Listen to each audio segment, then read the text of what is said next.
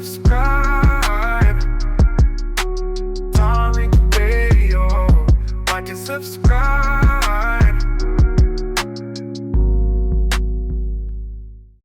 Now we got a Somalian tether, right? Hate Black. I think that's your name. Hate Black. I think Shit, he's man. What up, Tariq? right now. You're a Somalian tether in Canada, right? Or are you here? I'm in Minnesota, man, with your food stamping ass. Oh, that's a projection, sir. That's Because that's a projection with the tether talk. no, it's not because it's you and your big forehead family standing in that damn EBT line, and it's not us. But go ahead, sir. Shit. Okay.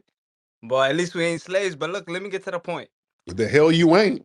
Yeah, we definitely ain't no damn slaves, but Y'all being enslaved now. They take y'all from y'all little villages and send y'all up to Libya with the big old forehead sweating. Yeah, you slaves now up in Libya and Dubai and all those places. But go ahead. look, we go through the same struggles as the FBA. What I'm saying is the Somalis. We need our FBA. We need our reparations, man. We need our money. We need our money. So I'm saying we need our From who? You need reparations from who? the same white man you asking for. You How you supposed to get reparations from the US government? How? you asking them. You asking that question. So how you gonna get reparations? Because we built the United States. How You did built you build the United States? you built a shanty town over in Somalia. You didn't So build nothing. yeah, sir, that's you who didn't build nothing. We built this place so that you can bring that big forehead over here to flee, sir. That's the The difference. white man built this place, man. No, no, the white man destroyed your homeland and you were too chicken shit to That's why fight. you ran away. That's why you're fleeing tether. You were the one who had to flee, sir. You had to flee over here to what we built, sir. And you're mad and angry and jealous because of that. Weren't you saying you're against Donald Trump? So like I don't know why you're happy that Donald Trump's a But I'm against big forehead tethers. And what are you going to do when they start rounding them foreheads up in July? I mean, in June. What are you going to do? I mean, not June, in January. I'm getting my months. What are you going to do, man? How's your family going to make out? Tariq, what are you gonna do when they take the food stamps? Y'all gonna get hungry this winter, nigga. Winter's coming.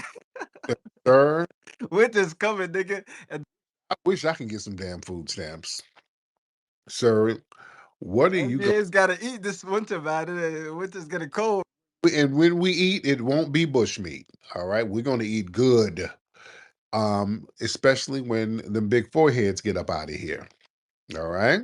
How they gonna put all them big foreheads in a squad car? I'm trying to figure that out. They're gonna have to get some extra, I know leg room, but they gotta get extra headroom to fit them heads up in them damn squad cars. They gotta get an ice van.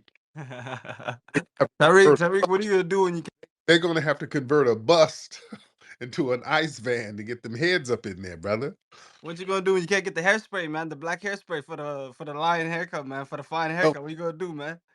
Lord, no, that's you need some hairspray on that forehead to bring that damn hairline down a little bit. You look like a baby octopus walking around Minnesota with that damn forehead. All right, that's Tariq, you. man, I'm Somali. I embrace my forehead. You got a big forehead yourself, brother, and you're No, I using the. a beautiful foundational Black American forehead, sir. That's because I get regular haircuts. I don't They get think I'm FDA too myself, but I tell them, hey, I get regular haircuts. I don't get haircuts by a village with camel germs all on the razor. So it's different. That's why your hairline is hey, janky. man, you go to some shanty. That's why your hairline is janky. You got camel germs and hyena rabies on the Nah, razor. don't lie, man. You go to some shanky barbershop, man. You get that janky haircut. You get the the janky low fit. No, sir. You're the one walking around looking like an extra in Captain Phillips. You can't get no broads. The forehead is janky, and you musty. So we're very different, sir. Shit, Tariq goes to the shop. He's like, "Can I get the janky? Can I get the janky haircut?" Shit, Tariq, come on, man. Okay. Oh, okay. Now your jokes are falling very flat. Okay. Just like your mama's ass. Your jokes are flatter than your mama's ass. None of y'all be having ass. You got all that forehead and no ass. You need to transfer some of that forehead to your ass. That's what the women need to do. Get that forehead and then create a BBL for yourself. And you can extract forehead meat and put it in them flat asses. All right. All right. Let me get some more people in here. Hey, you in. You cannot say nothing about us and our culture.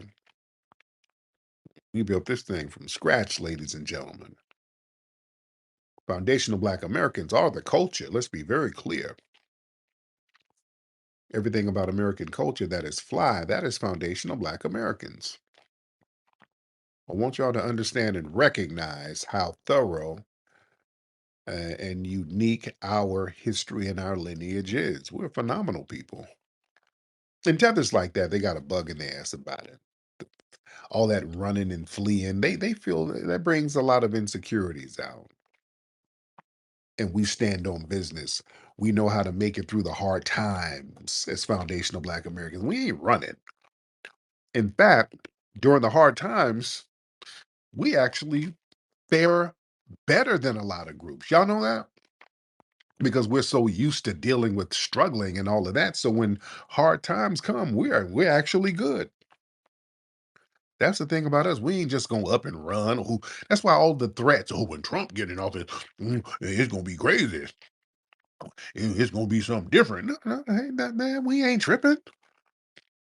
We've actually thrived when things got bad. And in fact, we thrive better than other groups to a certain degree. I want y'all to start thinking about history. Going back to hip hop, my movie Microphone Check, y'all need to check that out.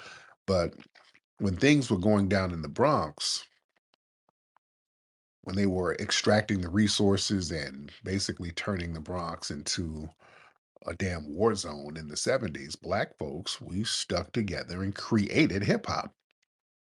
The Black people there, the foundational Black Americans, got their families' records. They all got on code and went out to the parties and went out to the parks and said, okay, we're going to create our own culture where we're going to respect each other and have lyrical and dance competitiveness. So during an oppressive situation, they thrived from it. Speaking of New York, even during the Great Depression, did y'all know during the Great Depression, many Black people actually did better than people in the dominant white society? We actually did better because you know why? When the banks crashed during the Great Depression, a lot of Black people were not as negatively affected. Black people didn't lose their money like white people did. White people lost all their savings and those banks crashed. White people were down bad. Black people, we didn't lose our money. You know why? Because they were discriminating against us. We couldn't put our money in banks anyway. They were so discriminatory towards us, we couldn't put our money. See, that's the the karmic justice of racism. See, you have this racism against a group of people, and then when karma bites you in the ass, that racism has insulated them to a certain degree from certain harms. So during the Great Depression, when white people were jumping out of windows because they lost all their money in the banks, Black folks, we come from that, especially foundational Black Americans. Y'all know about the mattress. Y'all know where my FBA people who know about that mattress, grandma's mattress. Y'all know where grandma and them kept that money. Y'all, my grandma kept money in a mattress until the 90s. All right. Y'all got them grandmas who kept that paper up in a damn mattress up at the crib. That's where we were holding that money. We had the money in the mattress because the banks were real funny style. So when the Great Depression hit, we were cool for the most part. I mean, we had some adversities here and there, but Black folks were we weren't really down bad like that. And we start buying cars. That's why somebody did a video talking about how Cadillac got popular in the really 1934. Cadillac was a failing car company, and they were kind of being discriminatory, like a lot of the car companies were, and a lot of you know, they weren't really marketing towards Black people. Um, when the Great Depression hit, white people didn't have no damn money for no cars, and um, the Cadillac was about to go out of business. They said, "Hey, somebody said, hey, these Black folks still holding something. Let's cater to them." So they started opening up Cadillac dealerships in black areas, and black people start buying them cars left and right. That saved Cadillac. That's why Cadillac has been associated with black people. Also, in the 1930s, during the Great Depression, we opened up stuff like we had the Apollo. The Apollo Theater was popping during the Great Depression. We had money to go out for entertainment because our money didn't get. We kept our money in the mattresses so we could still go out and party and kick it. We still had the Harlem Renaissance popping during the Great Depression. We know how to circulate our money. We didn't have our money in the stocks and bonds in the banks. And we had an informal economy with the numbers running and all that stuff going on. So we had an above ground economy going on, and there was a thriving underground economy within black society. The street life, you had the hustlers and the pool hall guys and the numbers guys. When Iceberg Slim, when he wrote his book about his life, the his book Pimp, most of the stuff he was doing was in the 1930s. Yeah, his career was really during the Great Depression, and the game was thriving at that time. So that just puts context into a lot of things. Culturally, we've known how to survive during hardships as foundational Black Americans. We know how to get it. We know how to get it.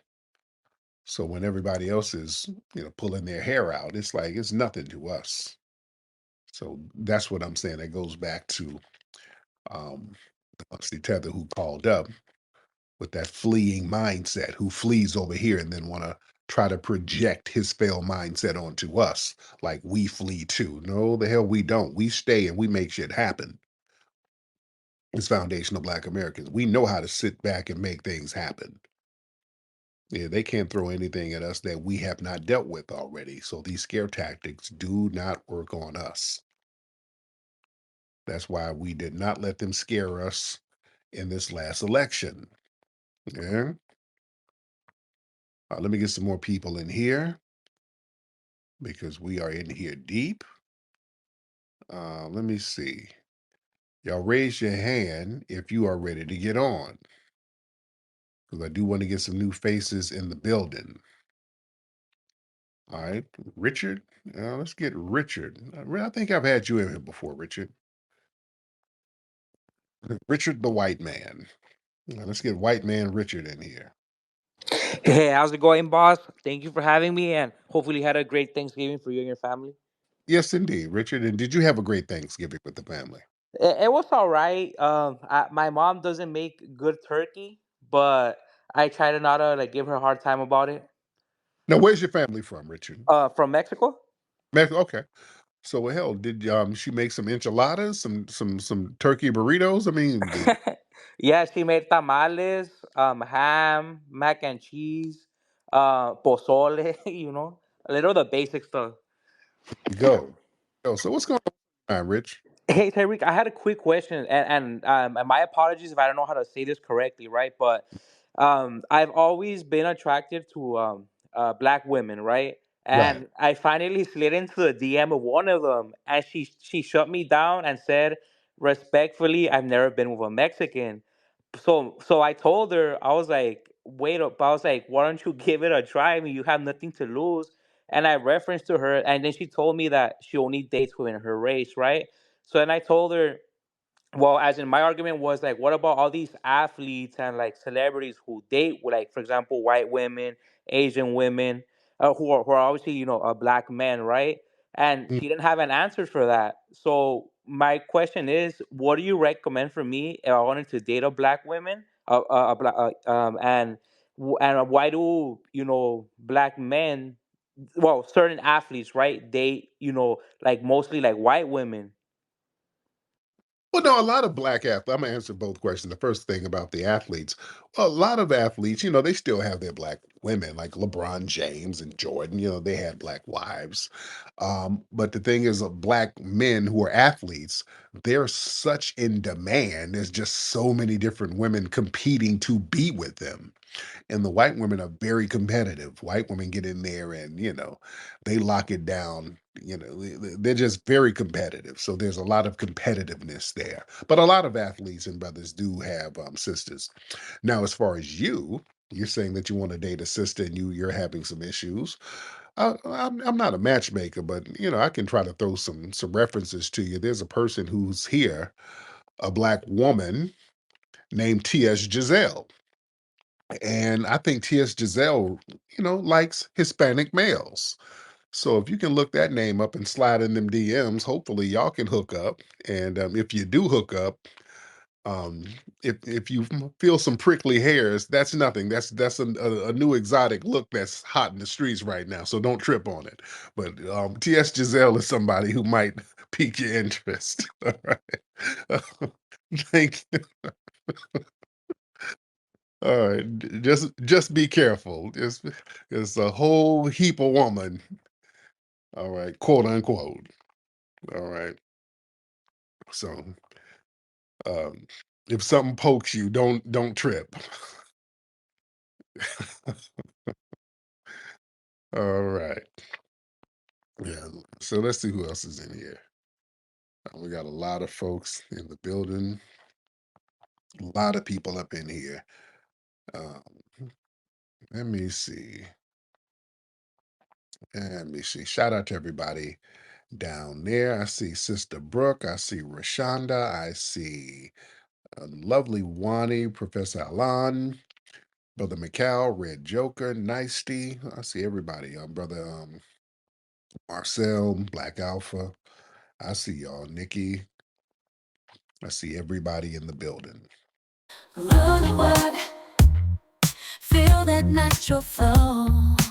Rude work, stay fresh wherever you go. Rude work, I like the way it feels.